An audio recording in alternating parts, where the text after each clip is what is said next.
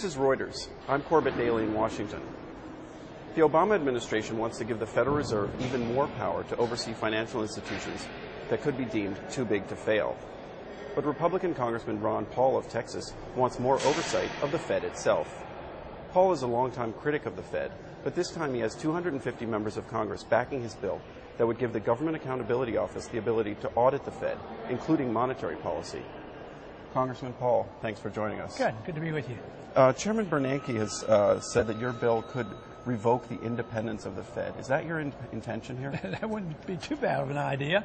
Why should they be independent? Independent to them means secrecy, do whatever they want, spend trillions of dollars, bail out their friends, make deals with international bankers, with other central banks and other governments.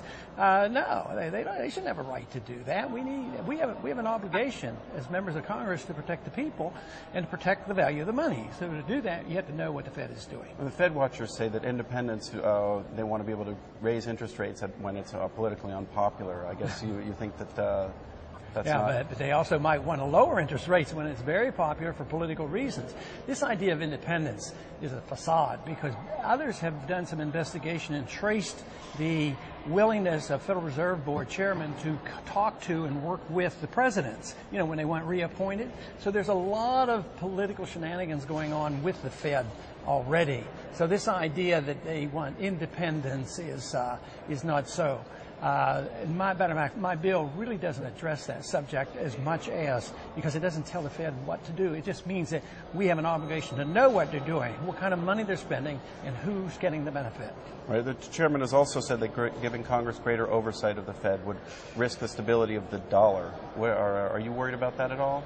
Yeah, I'm very worried about it, and that's one of the reasons we need the audit, is to find out what they're doing. But he says that oversight of the Fed itself would risk the stability of the dollar. Well, I don't believe that. I think it would be the opposite. I think the fact that they can double the money supply like they did in last year, that is a horrendous amount of inflation. If you double the money supply, that means that eventually you'll have less money. The dollar now is worth 4 cents of what it was worth in 1913 when the Fed was established. So that tells you they're not very good at protecting the value of the money. So that's the obligation. They should protect the value of the money, not to be the counterfeiters. They're the counterfeiters of the world, and they're protected by this secrecy.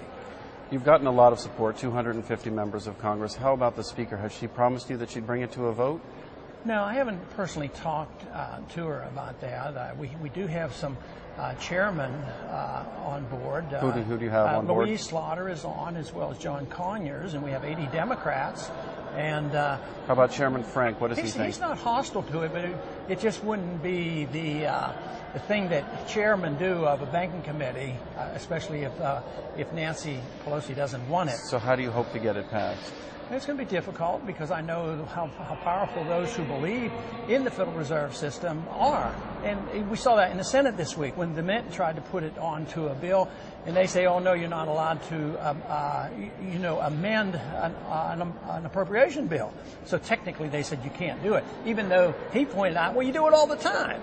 But that means they're lining up their ducks. They're going to fight us tooth and nail. But the American people want more transparency.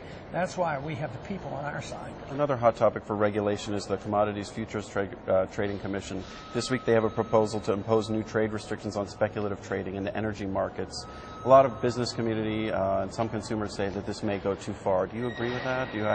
Well, it's too far when they first started. I don't believe in that kind of regulations.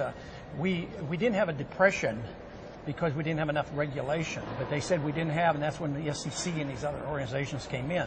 So when Enron failed, they said we didn't have enough regulations. But then they had they passed Sarbanes-Oxley, and they go on and on. It always needs more regulations because they fail to see what causes the problem. The problem comes from the mischief at the Fed because they create artificially low interest rates, which creates the atmosphere of a bubble and all the malinvestment and bad debt.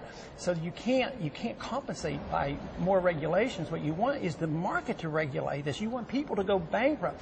You want a correction. They don't allow corrections. We need a housing correction. We need the prices to go down. We need less houses being built. We need the markets to be cleared. But no, we have to keep building houses and keep the prices up and do all this thing. They're central economic planners through monetary policy. It's the worst way in the world. Congressman Paul, thanks for joining us. Thank you. I'm Corbett Daly in Washington. We've been speaking with Congressman Ron Paul from Texas. Thanks for watching, and tune in to Reuters for more on the latest changes to the regulatory landscape.